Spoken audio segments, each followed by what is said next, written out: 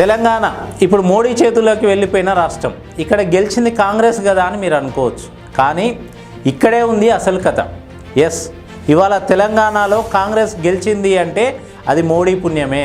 ఆయన వల్లే కాంగ్రెస్ గెలిచింది, ఆయనే కాంగ్రెస్ను గెలిపించిండు. అది ఎలాగో చెప్తా వినండి. ఎన్నికలకు కొన్ని నెలల ముందు మోడీ తెలంగాణకు వచ్చిండు. ఓ బహిరంగ సభలో మాట్లాడుతూ కేటీఆర్ను ముఖ్యమంత్రిని చేస్తానని, దానికి మీరు సహకరించాలంటూ కేసీఆర్ నన్ను అడిగిండని ఓ నిరాధార ఆరోపణలు చేసి వెళ్ళిపోయిండు. ఈ ఒక్క మాటతో ఒక వర్గం ఓట్లను బీఆర్ఎస్కు దూరం చేసిండు. తర్వాత బీఆర్ఎస్ బీజేపీ ఒకటేనని కాంగ్రెస్ బాగా ప్రచారం చేసింది.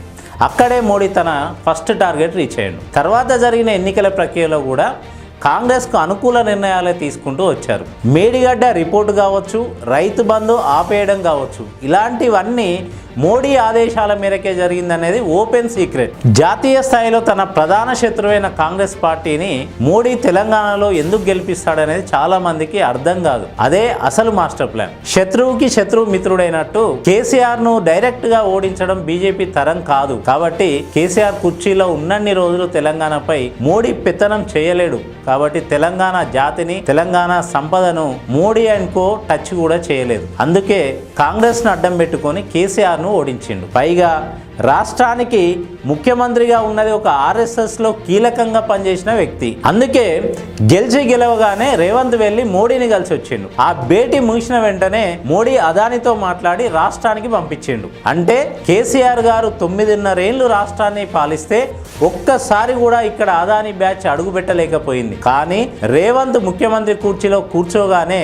అదాని రాష్ట్రంలో అడుగు పెట్టిండు. ఇంకేముంది, కేల్ కథం. ఇప్పుడు సింగరేణి బొగ్గు అదానికి పోతుంది. అదాని మీటర్లు రైతుల మోటార్లకు వస్తాయి. వీటితో పాటు అదాని కరెంట్ వస్తుంది, అదాని గోడౌన్లు వస్తాయి. తెలంగాణలో అన్ని వ్యాపారాలు అదాని చేతుల్లోకి పోతాయి. ప్రభుత్వ రంగ సంస్థలు కూడా అదాని జేబు సంస్థలుగా మారిపోతాయి. ఇక్కడ ఇంట్రెస్టింగ్ ముచ్చట ఏంటంటే, ఢిల్లీలో ఉన్న కాంగ్రెస్ అదాని మీద కొట్లాడుతున్నామని చెప్తుంది, మోడీ సర్కారు అదానికి దేశాన్ని దోచిపెడుతున్నదని చెప్తుంది. అదాని గురించి మాట్లాడినందుకే నన్ను పార్లమెంట్ నుంచి బయటికి పంపించారని రాహుల్ దేశమంతా చెప్పుకొని తిరుగుతాడు. అదే అదాని కొడుకు వచ్చి సెక్రటేరియట్ లో రేవంత్ రెడ్డిని కలుస్తాడు. ఇప్పుడు అర్థమైంది కదా మోడీ చేతుల్లోకి తెలంగాణ ఎలా వెళ్ళిపోయిందో. కాబట్టి మిత్రులారా, ఈ దొంగలు కాంగ్రెస్ బీజేపీలు ఇద్దరు ఒక్కటే. ఎన్నికల్లో మోడీ కాంగ్రెస్ కోసం పనిచేసిండు, ఇప్పుడు రేవంత్ రెడ్డి మోడీ కోసం పనిచేస్తుండు. అందుకే అదానిని రాష్ట్రానికి పిలిపించుకొని తెలంగాణ సంపదను దోచిపెట్టే కుట్ర చేస్తుంది.